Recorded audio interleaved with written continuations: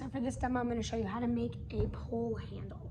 So you'll want your teapot because you're going to need to look at how big your piece should be.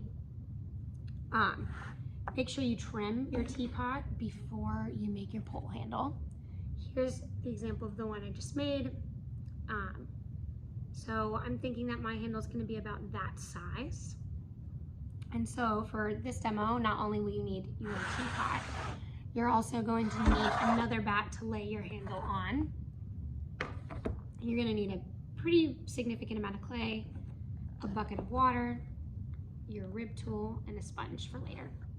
So if you took Ceramics 1, you learned about the 3 most basic ways to make handles. One being the slab method, where you roll out your clay with your panels and your rolling pin, and then you can cut out the shape that you want and attach it.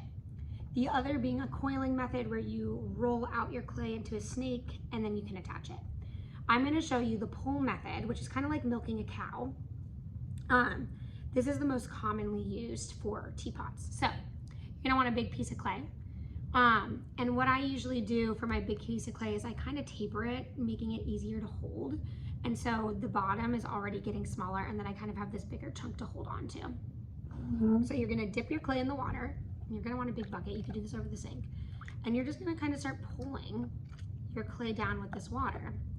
And what this does is it makes a really consistent, smooth surface for your teapot.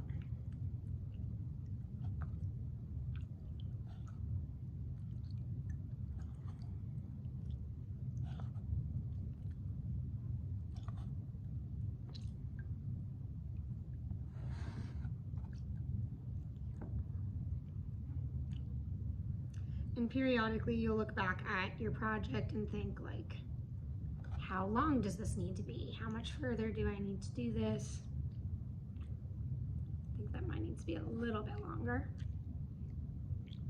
And I'm just re-wetting whenever it starts to get more difficult. Okay.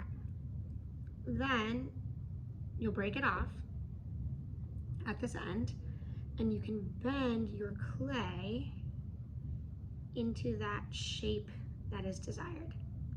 Once you line it up against your teapot and you make sure it's the right size, you'll lay it on your extra bat.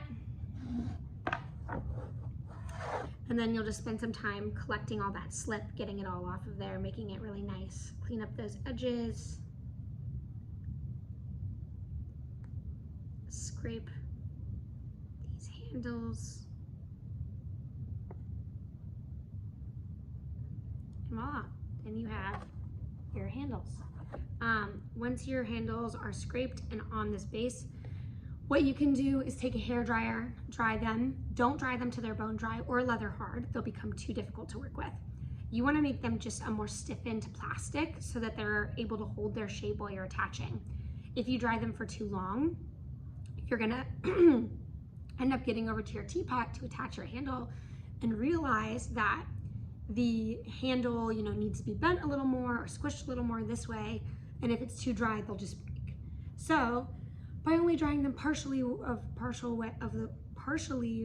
you're going to be able to still move them and adjust them when you're attaching. So that's how you make a pole handle.